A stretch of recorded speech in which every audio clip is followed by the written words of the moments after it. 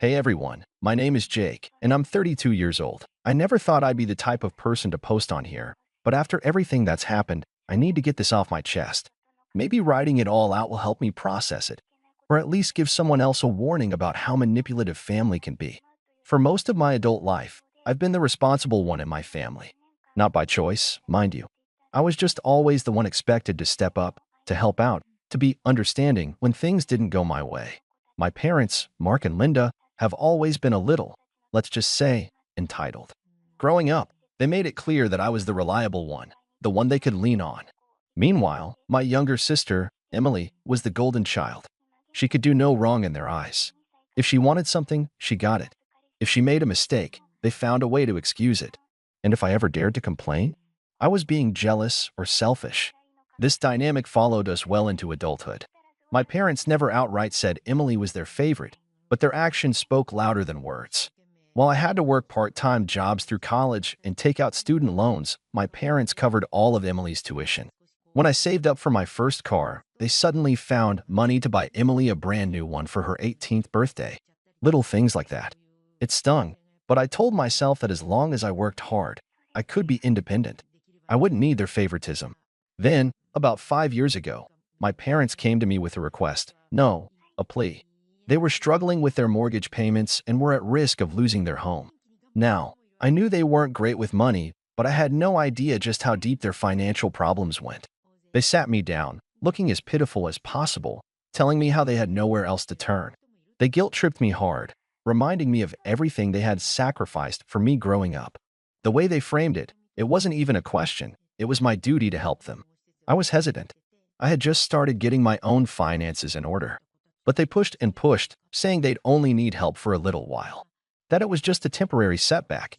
That they would pay me back when things got better. And like a fool, I gave in. For 5 years, I covered their mortgage. It wasn't easy, but I made it work. I cut back on luxuries, skipped vacations, and focused on making sure they had a roof over their heads. They never once showed any intention of paying me back. But I figured, fine, they're my parents. Maybe this was just my way of giving back. Then, a few months ago, I found out something that made my blood boil. My sister, Emily, was getting married. The wedding itself wasn't surprising. She had been with her fiancé for years, but what did shock me was the gift my parents had for her. Their house. The same house I had been paying off for 5 years. I wasn't even the one they told. I found out through a mutual family friend who casually mentioned it in conversation, assuming I already knew. When I confronted my parents, they had the nerve to act like I was overreacting. "You're doing well for yourself," my mom said, brushing it off. "You don't even need the house." My dad chimed in, "Emily's starting a family now. She needs stability." As if I hadn't spent half a decade ensuring their stability. As if I hadn't put my own financial goals on hold to keep that house from being foreclosed on. And Emily? She had the audacity to smirk and say, "Come on, Jake. Don't be so dramatic. It's just a house. Just a house." I was so angry I couldn't even think straight. I told them I was done. Done being their safety net. Done cleaning up their financial messes. Done letting them walk all over me. I wasn't going to support them anymore. And then I left, ignoring their protests. I thought that was the end of it. I thought they would at least have some shame, some realization that they had gone too far. But no. 2 months later, they came knocking at my door, literally. After handing the house over to Emily, they apparently expected to move in with me. They showed up at my apartment one evening with suitcases in hand, acting like it was the most natural thing in the world. Like I should have been expecting them. "We figured we'd stay here for a while," my dad said, already stepping inside. I was still too stunned to respond when my mom added, "Just until we get back on our feet." I snapped out of it. "You what?" "We don't have the house anymore," my mom said as if I didn't already know. "We thought," "No," I cut her off. "Absolutely not." They looked genuinely shocked. "What do you mean?" "No," my dad asked, as if the concept was foreign to him. "I mean you're not moving in with me. Ever." Their shock turned to anger instantly. "After everything we've done for you," my mom demanded. "Done for me?" I laughed, but there was no humor in it. "You mean, like, letting me pay your mortgage for 5 years just so you could give the house to Emily?" "Jake, you're being ridiculous," Emily suddenly chimed in. I hadn't even realized she was there, standing just outside my door, arms crossed, watching the whole thing unfold. I turned to her. "What are you even doing here?" "I drove them," she said, rolling her eyes. And honestly, you owe them. They took care of you for years. Now it's your turn. I couldn't believe what I was hearing. I owe them. I repeated. I already paid their mortgage. What have you done? Emily scoffed. I accepted the house because they offered it to me. It's not my fault you're bitter about it. That was it. That was the moment I decided there was no coming back from this. I told them all to leave and slammed the door in their faces. They banged on it for a while, yelling about how I was ungrateful, selfish, cruel. But I didn't care. I was done. A week passed, and I was finally starting to feel like things had settled down. My parents hadn't tried to contact me again, and Emily, thankfully, hadn't sent me any passive-aggressive text about how families should support each other. Then, one evening, I got a knock at my door. I wasn't expecting anyone, and when I looked through the peephole, my stomach dropped. It was a cop. I opened the door, trying to stay calm. "Can I help you, officer?" The officer, a man in his mid-40s with a tired expression, gave me a once-over. "Are you Jake, last name?" "Yeah, that's me." He pulled out a notepad and glanced at it. "We received a report from your parents, Mark and Linda, last name. They're claiming that last night, you came to their home. Well, I guess it's your sister's home now, and broke one of the windows. Do you have any idea what this is about?" I almost laughed. Almost. "Wait, you're telling me my parents called the cops on me? For something I didn't even do?" The officer sighed, rubbing his temple like he was already regretting being here. "That's why I'm here to ask. They claim you came by around 11 p.m. and deliberately smashed a window. They've even provided a supposed witness statement from your sister. Unbelievable." I exhaled slowly, forcing myself not to explode. "I haven't been anywhere near that house. In fact, I can prove I was at home the entire night." The officer raised an eyebrow. "You have proof?" I pulled out my phone and opened my security camera app. I had installed cameras outside my apartment door months ago after a neighbor had their package stolen. Lucky for me, the system automatically recorded footage whenever there was movement. I scrolled to the footage from last night and turned the screen toward the officer. "Here," I said, tapping play. The footage showed me arriving home at 7 p.m. and not leaving again. The camera had a clear view of my front door, and no one had come or gone after that. I even had timestamped footage of me stepping out onto my balcony around 11:15 p.m., the exact time they were claiming I was vandalizing the house miles away. The officer watched for a few seconds, then nodded. "All right, that's pretty solid. Do you have any texts or calls from them yesterday?" I scrolled through my messages and showed him the complete lack of communication. No texts, no calls. I didn't even think about them yesterday. I folded my arms. "They're lying." The officer let out a slow breath and closed his notepad. "All right, I figured something wasn't adding up. Your sister said she saw you, but this footage makes that impossible." I scoffed. "Of course she did." He gave me a sympathetic look. "Look, I'll go back and talk to them, but I'll be honest with you. Filing a false police report is a serious offense. If they push this, it could backfire on them." I shrugged. "Their problem, not mine." The officer nodded. "I'll let you know if anything else comes up. Sorry for the trouble." After he left, I sat down and let out a long breath. They had actually tried to frame me, my own family, and they weren't done yet. Because 2 days later, I got another call, and this time, it was worse. I was at work when my phone rang. It was an unknown number. I normally ignored those, but something told me to pick up. "Hello, Jake," a professional voice asked. "Yes, who's this?" "This is Officer Reynolds from the local department. I was hoping you could come down to the station. It's regarding your parents, Mark and Linda." I frowned. "What's going on?" There was a pause. "It would be better if we discussed it in person." That was never a good sign. I left work early and went straight to the station. When I arrived, Officer Reynolds led me into a small room. He sat across from me, a file in his hands.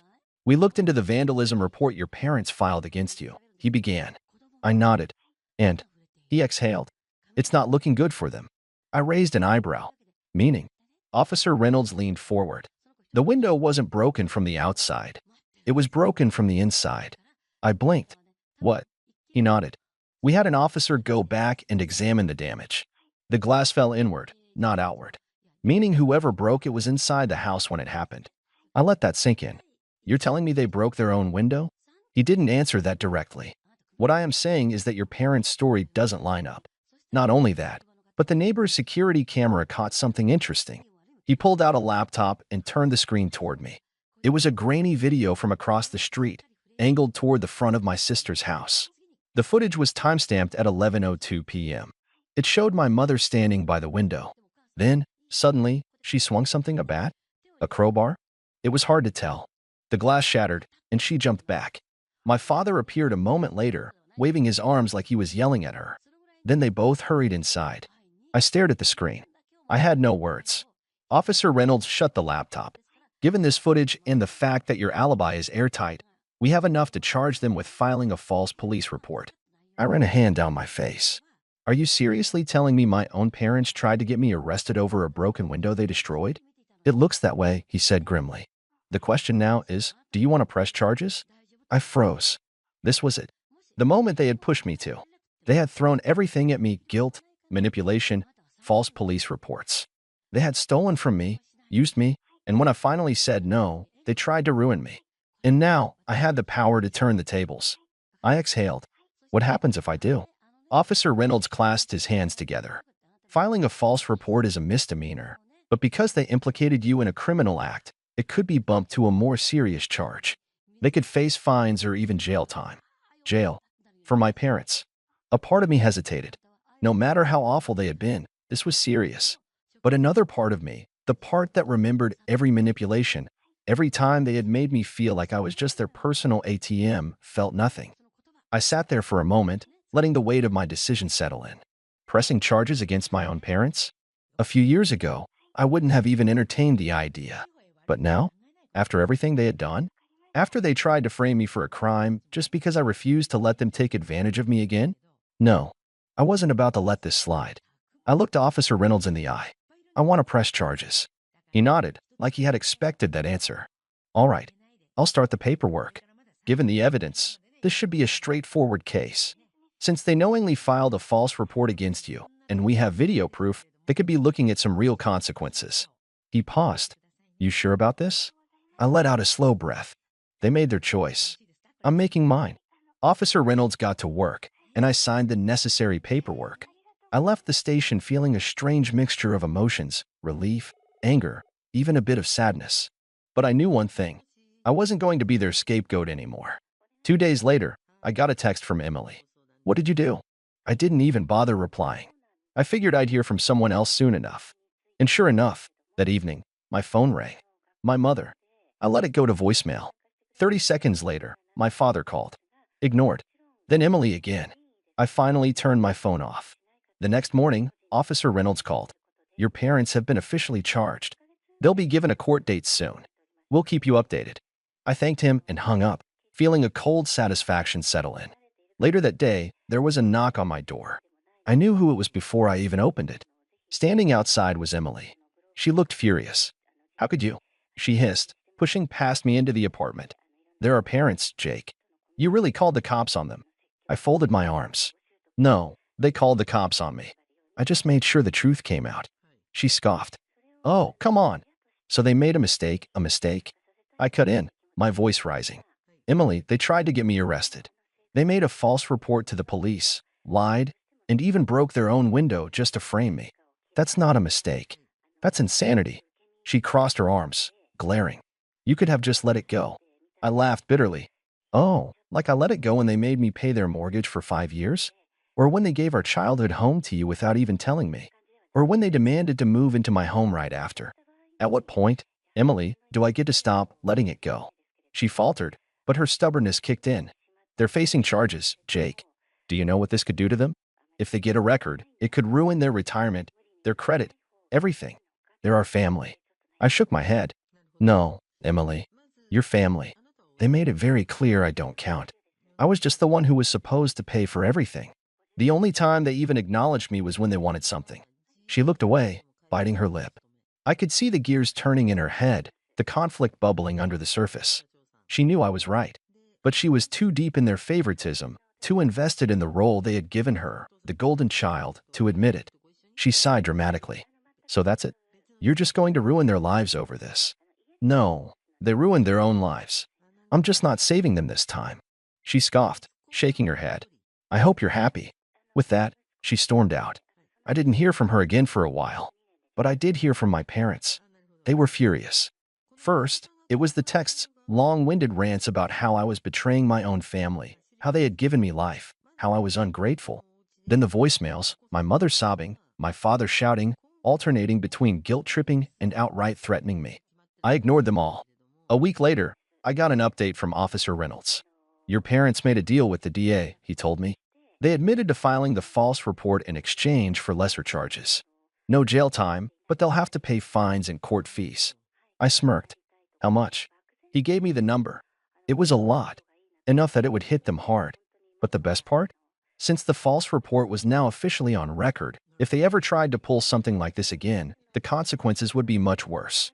I thanked him and hung up, feeling something I hadn't felt in a long time: freedom.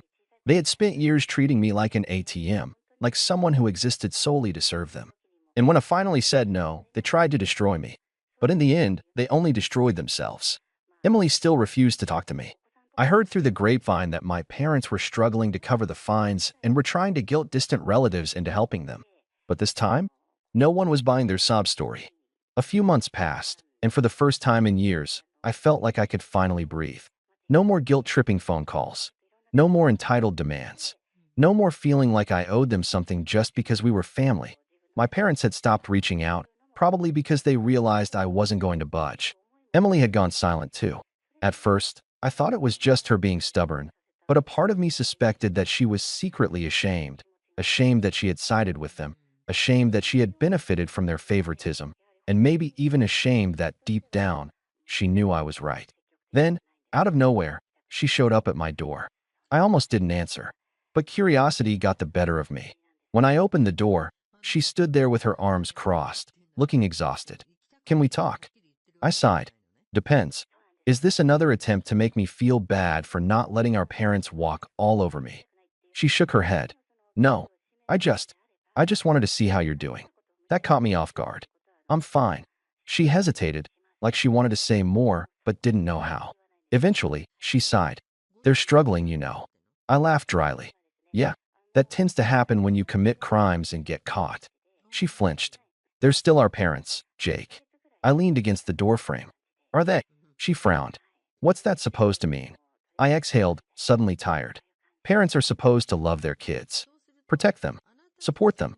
Not treat them like a walking paycheck and then throw them under the bus the second they stop giving. So you tell me, Emily, do you think they've acted like parents? She looked away. I don't know. I nodded. Yeah, that's what I thought. For a moment, we stood there in silence. Then she looked back up at me. They're selling the house. I raised an eyebrow. The house they gave you. She nodded stiffly. They're broke. They can't afford the fines, and Mom had to quit her job because of the stress. They're asking for help. I snorted. And let me guess, they expect me to swoop in and fix everything? She didn't answer, which told me everything. I shook my head. No, Emily's eyes widened. Jake, no. I repeated, my voice firm. They did this to themselves. They chose this. I'm not going to spend another second, or another dime, cleaning up their mess. She exhaled sharply, running a hand through her hair. I knew you'd say that. Then why did you come? She hesitated. Because I thought, maybe, just maybe, you'd still care. I studied her for a long moment. I do care, Emily. I care about myself. For once in my life, I'm putting myself first. And if you can't understand that, then maybe we really don't have anything left to talk about. She clenched her jaw, then turned on her heel. Goodbye, Jake. I didn't stop her. I just watched as she walked away. And that was it. That was the last time I saw any of them. A few weeks later, I heard from a mutual acquaintance that my parents had officially lost the house. The same house I had spent years paying for. The same house they had handed over to Emily without a second thought. Now it was gone. And the kicker? Emily ended up moving back in with them. She had nowhere else to go. The golden child, the favorite, stuck in a tiny rental with the very people who had ruined their own lives. Me? I thrived. With the weight of my family's expectations off my shoulders, I finally focused on myself. My career flourished. I traveled. I made new friends. And for the first time in my life, I felt free. Looking back, I don't regret anything. They had every opportunity to do the right thing, to be better people. They chose greed. They chose to manipulate me. They chose to throw me under the bus when I finally stood up for myself. And in the end, karma did what it does best. So, Reddit, what do you think? Did I go too far? Or did they finally get what they deserved? Let me know. You ever get the feeling that you're just there? Like, You exist in a space, but nobody really sees you? That's how it had always been with my family. I wasn't the golden child, wasn't the troublemaker. Just the one in between, the one who did what was expected but never quite enough. It started small. Little things.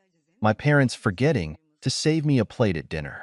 My brother taking my things without asking, knowing no one would care when I complained. They never outright said I wasn't wanted, at least, not at first. But it was always there, in the way they talked around me, in the way my existence seemed to be an afterthought. I tried to brush it off. Families weren't perfect, right? Maybe I was just being sensitive. Maybe if I worked harder, did better, they'd finally see me as someone worth keeping around, so I tried. Hard. I made sure my grades were solid. I helped out around the house. I stayed out of trouble, but it never seemed to matter. My brother, though, he could do whatever he wanted. Talk back, skip chores, fail a class, didn't matter. My parents would make excuses for him. He's just a kid. He's going through a tough time. You should be more supportive of him. Every time I pointed out the difference in how we were treated, I was the problem. I was being difficult. And then, one day, the resentment boiled over. But not from me, from them. It was a Saturday night. I had just gotten home from work, nothing special, just a part-time job at a local grocery store. I worked weekends to save up some money since my parents never really gave me much. My brother, on the other hand, didn't have to lift a finger. Anything he wanted, he got. That I walked into the house, exhausted, and the first thing I saw was him sitting on the couch, controller in hand, completely zoned into his game. A half-eaten plate of food sat on the table, and on the floor, my backpack, open, my notebooks and papers scattered across the rug. Dude, what the hell?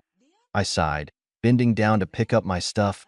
Oh yeah, he muttered, not even looking away from the screen. Needed paper. Took some. I flipped through my notebook, stomach sinking. My notes, the ones I had spent hours on, were gone. Torn out, I clenched my jaw. Are you serious? Finally, he looked at me. Relax. It's just some dumb notes. Not like you do anything important anyway. That hit harder than it should have. Maybe because deep down, I knew that's how he really saw me. How they all saw me. Where are they? I asked, my voice tight, but he scoffed. Dunno. Probably in the trash. I don't know what it was about that moment, but something inside me snapped. Not in an angry, screaming way. Just a cold, quiet realization I wasn't one of them. Not really. I took a deep breath, forcing myself to stay calm. You're unbelievable, I muttered, walking past him toward the kitchen. That's when my parents walked in, and that's when everything went downhill. My mom and dad walked in, laughing about something, some inside joke between them, something I was never part of.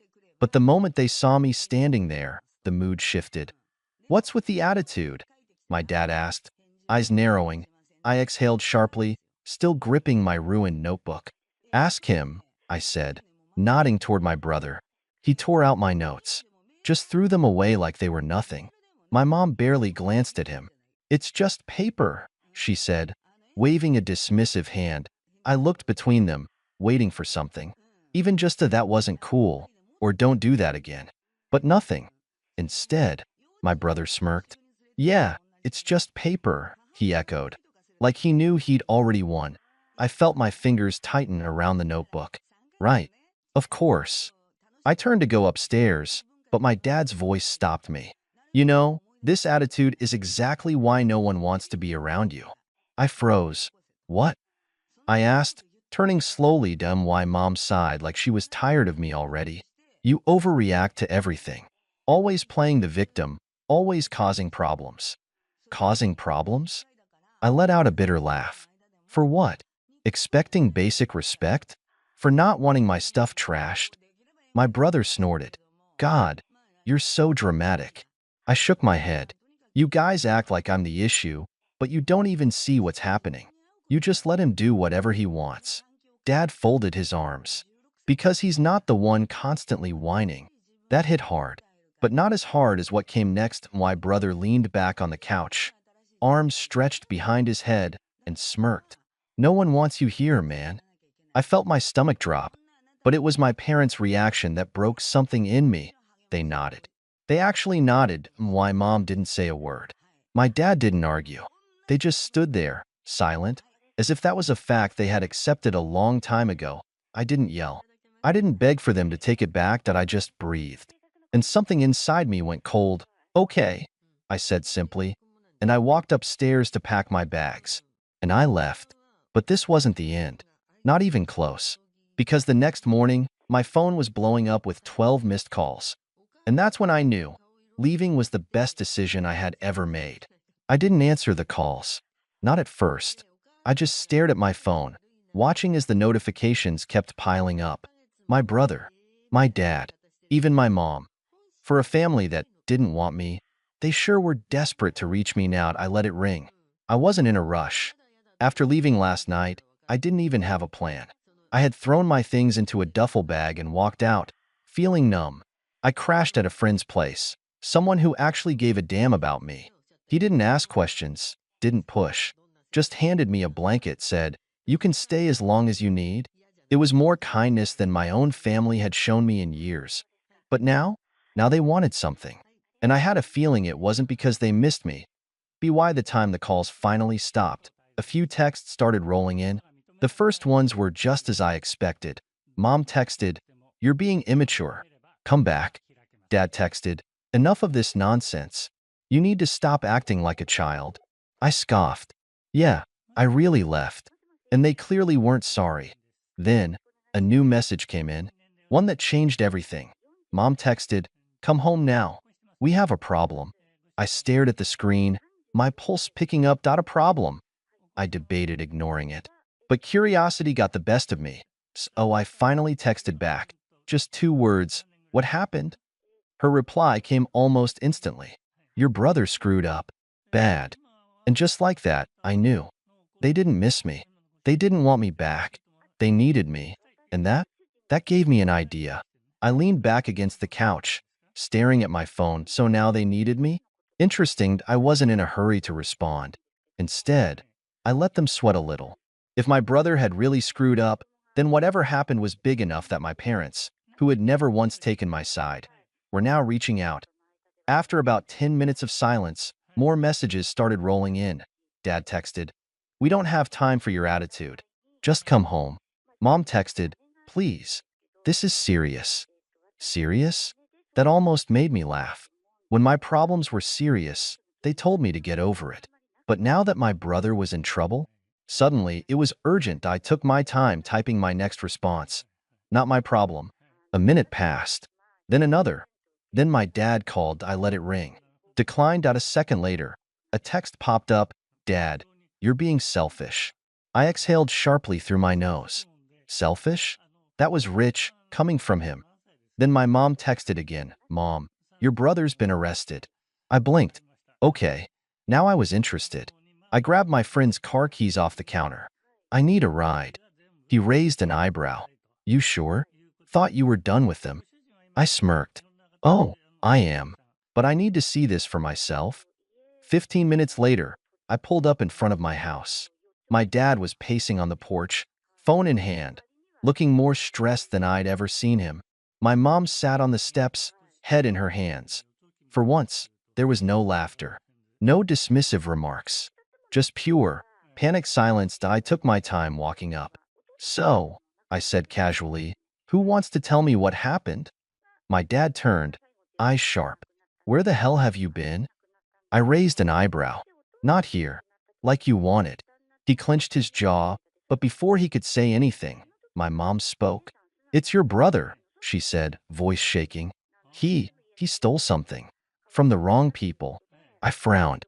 "The wrong people?" Dad ran a hand over his face. "Some guys at that arcade he hangs out at. We don't know the details, but they called the cops. He's in holding right now." I almost laughed. Of course. My brother had spent years treating me like garbage, thinking he was untouchable. And now, the real world had hit him like a truck. That I crossed my arms. "And what do you want me to do about it?" Mom gave me a desperate look. "We need money for a lawyer. Bail. Something. We need your help." I stared at her for a long moment. Then, finally, I smiled. They needed me, but I didn't need them. After all the years of pushing me aside, of treating me like I was nothing, now they were looking at me like I was their only hope. And in a way, I tucked my hands into my pockets, tilting my head slightly. So let me get this straight. You told me I was unwanted. You let my brother treat me like garbage. You didn't care when I walked out. But now that he's in trouble, you suddenly remember I exist? My dad's jaw tightened. This isn't about that.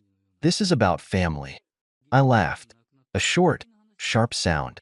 Oh, now we're family? That's funny, because last night, I was a burden. Mom's eyes were pleading.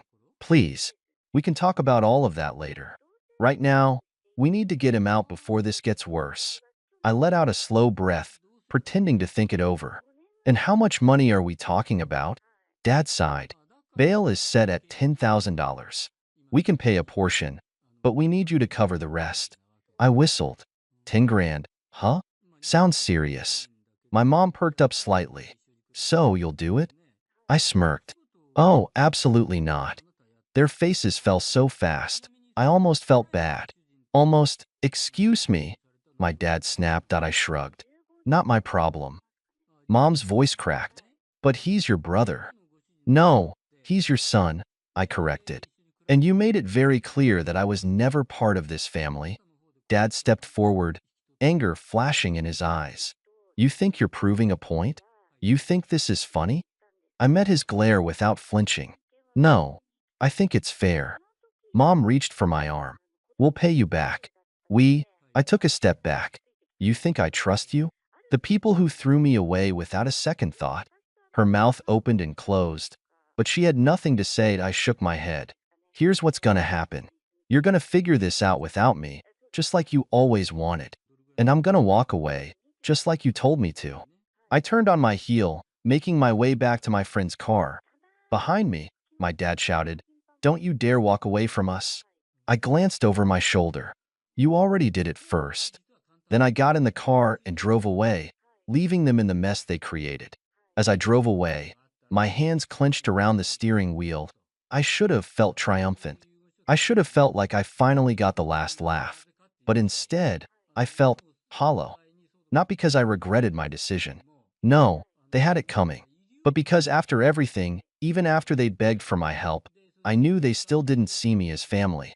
They just saw me as a solution. A wallet. A safety net. And now, that net was gone. That night, I sat in my apartment, scrolling through my phone while enjoying a nice, greasy burger from my favorite takeout place. It was peaceful, quiet. The kind of night I hadn't had in years living under that roof. I had half a mind to turn my phone on silent, but I couldn't resist checking my notifications. And, surprise, surprise, my family had not given up. Why, Mom had sent 3 messages in a row. We can work something out. Please, let's talk. Your brother is still in jail. We're struggling to get the money together. Please, I know we were harsh before, but we're family. I nearly choked on my soda. Now we're family? Now they cared? That was rich. I was debating whether to even respond when another text popped up, this time from my dad. Look, we can repay you. You just need to trust us. That one actually made me laugh out loud. Trust them? The same people who spent years treating me like an unwanted guest in my own home? The same ones who told me to leave without a second thought? Yeah, right? Just as I was about to put my phone down, another message came in from my brother. Come on, man. You're really gonna let me rot in here? Oh, this was too good. After everything he put me through, all the times he pushed me around, made fun of me, called me useless, and now he wanted my help? I decided to have a little fun. You told me no one wanted me around. I'm just respecting your wishes, smiley face. Delivered. Read. No response. That I smiled to myself, stretched my arms behind my head, and took another bite of my burger. Life was good. The next morning, I woke up to a flood of messages. I groggily rubbed my eyes, unlocked my phone, and started scrolling through them. Apparently, things were getting rough for the family back home. We had to sell the TV and Dad's golf clubs. Your mother is furious with me. Hope you're happy. Please, we don't know what to do anymore. And then, the best one yet, my brother. I swear to God, when I get out, you better pray I don't find you. Now that was hilarious. The same guy who needed my help was threatening me? I decided to respond. That's some strong language for someone who needs my help. Try again. An entire hour passed before my mom finally swallowed her pride and sent another message. Please, we're really struggling. I let her sit in that desperation for a few minutes before replying. Tell you what, I'll bail him out. On one condition. She didn't hesitate. Anything? I smirked. I want a public apology. In the family group chat. A long one. I want you all to admit every horrible thing you've said to me, and I want you to thank me for helping. I knew that would break my dad's pride.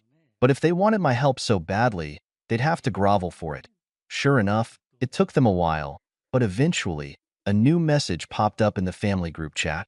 We need to talk about how we've treated you. We've made mistakes, and we realize now how much we've hurt him. We deeply regret our words and actions. He is an important part of our family, and we are grateful for his generosity in helping us during this difficult time. It was stiff, it was forced, and it was completely humiliating for them. Perfect that I gave them a simple thumbs up emoji and went about my day. Did I actually bail my brother out? Haha, absolutely not. But at least I finally got the apology I always deserved. The following week, I got a call from my brother. Man, I can't believe you did this to me, he growled through the phone, his voice thick with frustration. I thought you were better than this. I couldn't help but laugh. It wasn't the kind of laugh that was filled with malice, more like the kind of laugh you get when the universe hands you exactly what you deserve. Better than what? I asked, my tone light, almost playful. I'm just giving you what you wanted. You told me I wasn't wanted, remember? So now you get to stay exactly where you belong. I could hear him slamming something against the jail bars in the background. You can't do this. You're really just leaving me here? I let the silence hang in the air for a moment before responding. You know, I thought I might bail you out. I really did. But you and the rest of the family? You've made it pretty clear that I don't matter. I paused, letting the words sink in. So now, I get to laugh. I get to enjoy my life knowing that I'm out here living it on my terms, while you're stuck. Enjoy your stay. He didn't say anything for a while, and I could almost picture him fuming on the other end, but I didn't care. After years of being treated like an afterthought, like some invisible shadow in the background, this was my moment. When I hung up the phone, I felt a wave of relief wash over me. I wasn't angry anymore. In fact, I couldn't even feel that resentment I used to carry around for them. All of it had melted away. And just like that, my brother stayed in jail. They tried everything to get him out, but the charges were serious enough that it was out of their hands.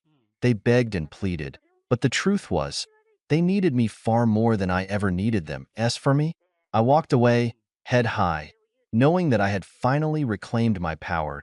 I didn't need to lift a finger to make their lives miserable. They'd already done that for me. All I had to do was sit back, enjoy my peace, and know that they would never, ever see me the same way again. And every time I glanced at my phone, with its constant reminders of how desperate they were, I smiled. Because in the end, it wasn't just about the money. It was about the sweet, satisfying taste of revenge. And for the first time in a long time, I was finally living for me. Honestly, this story is pretty satisfying. The protagonist was treated terribly by his family, but the way he flipped the script and didn't help his brother out after all that was brilliant. It's like the perfect revenge, and he didn't even have to do anything too drastic. Just let them deal with the consequences. What do you think? Was it the right call? Or did he go too far? Would you have helped? Or is this payback well deserved? Let me know what you think.